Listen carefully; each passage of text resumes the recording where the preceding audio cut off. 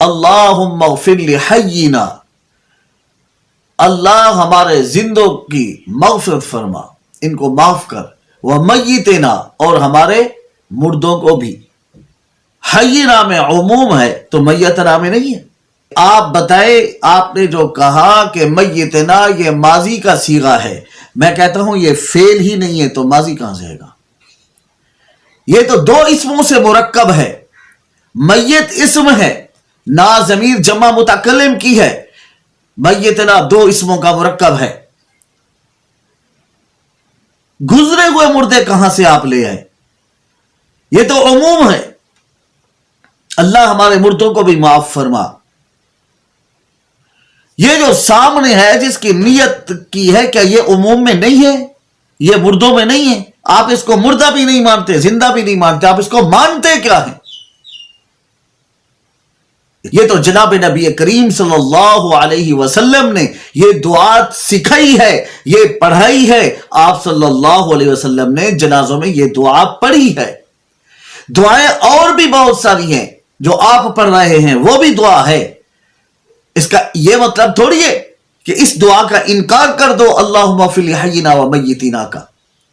علامہ البانی رحمۃ اللہ علیہ، جس کو اہل حدیث اپنا امام تسلیم کرتے ہیں، انہوں نے بھی اس دعا کی روایت کو صحیح کہا ہے۔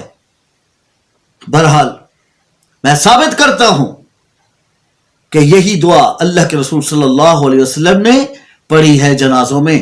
میں آپ کے سامنے حوالے پیش کرتا ہوں۔ ابو داؤد شریف میں 3201 نمبر پر روایت ہے، حدیث شریف آتی ہے،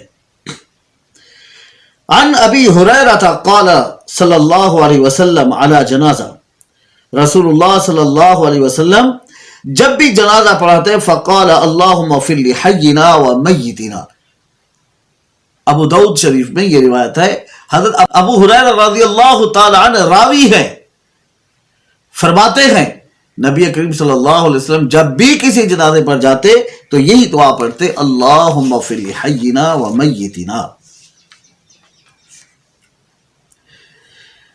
اسی طرح ابن ماجہ میں 1498 نمبر پر حدیث شریف ہے، اس کے راوی بھی حضرت ابو ہریرہ رضی اللہ تعالی عنہ۔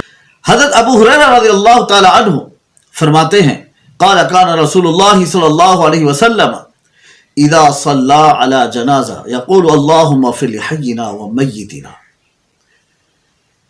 المستدرک للحاکم کے اندر یہ روایت موجود ہے، یہی روایت مسند احمد کے اندر موجود ہے۔ المستدرک للحاکم کے اندر حدیث نمبر 1366 عن ابی ہریرہ رضی اللہ عنہ ان رسول اللہ صلی اللہ علیہ وسلم كان اذا صلى على جنازہ قال اللہم اغفر لحینا و میتنا۔ هذا حدیث صحیح شرط الشیخین، اور یہ روایت شیخین کی شرط کے ساتھ بھی بالکل صحیح ہے۔ امام بخاری اور امام مسلم رحمۃ اللہ علیہ کے نزدیک بالکل صحیح ہے۔ اسی طرح المستدرک للحاکم کے اندر حدیث 1367 میں حضرت عائشہ رضی اللہ تعالی عنہا سے روایت ہے، ابو سلمہ بن عبد الرحمن قال سألت عائشة ام المؤمنین کیف كانت صلاة رسول اللہ صلی اللہ علیہ وآلہ وسلم علی المیت قالت كان يقول اللہم اغفر لحینا ومیتنا۔ حضرت عبد الرحمن فرماتے ہیں کہ میں نے ام المؤمنین سیدنا حضرت عائشہ رضی اللہ تعالی عنہا سے عرض کیا، آپ صلی اللہ علیہ وسلم جنازہ کیسے پڑھاتے تھے؟ آپ نے فرمایا کہ جب بھی آپ جنازہ پڑھاتے قالت کانا یقول اللہم اغفر لحینا و میتنا، آپ اللہم اغفر لحینا و میتنا پڑھتے تھے۔ یہی روایت تفصیل کے ساتھ ناب الاثار کے اندر موجود ہے، مسند احمد میں یہ تفصیل کے ساتھ موجود ہے۔ السنن الکبریٰ امام بہقی کی کتاب ہے، اس میں حدیث نمبر 6971 میں حضرت ابو ہریرہ رضی اللہ تعالی عنہ راوی ہیں، فرماتے ہیں ان رسول اللہ صلی اللہ علیہ وسلم کان اذا صلی علی جنازہ فیقول اللہم اغفر لحینا و میتنا۔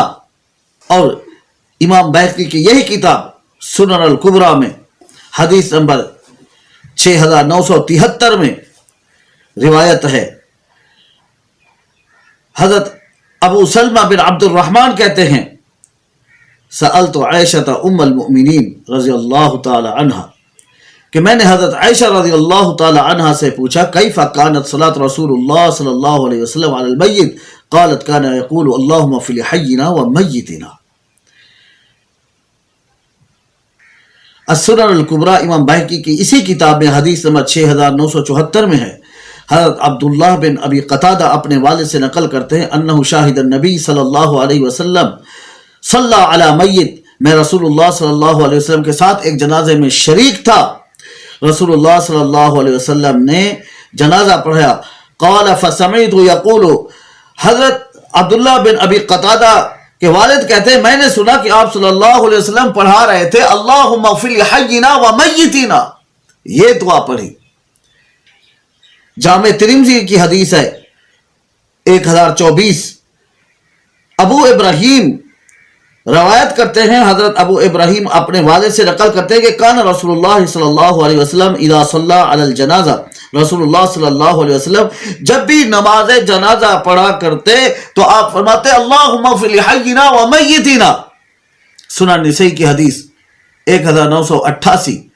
حضرت ابو ابراہیم اپنے والد سے نقل کرتے ہیں انہ سمعنا نبی یقول فی الصلاة علی المیت اللہم اغفر لحینا و میتنا۔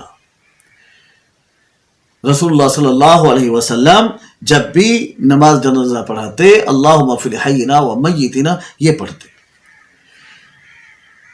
اس دعا کے ضعیف ہونے میں کوئی بحث بھی نہیں ہے،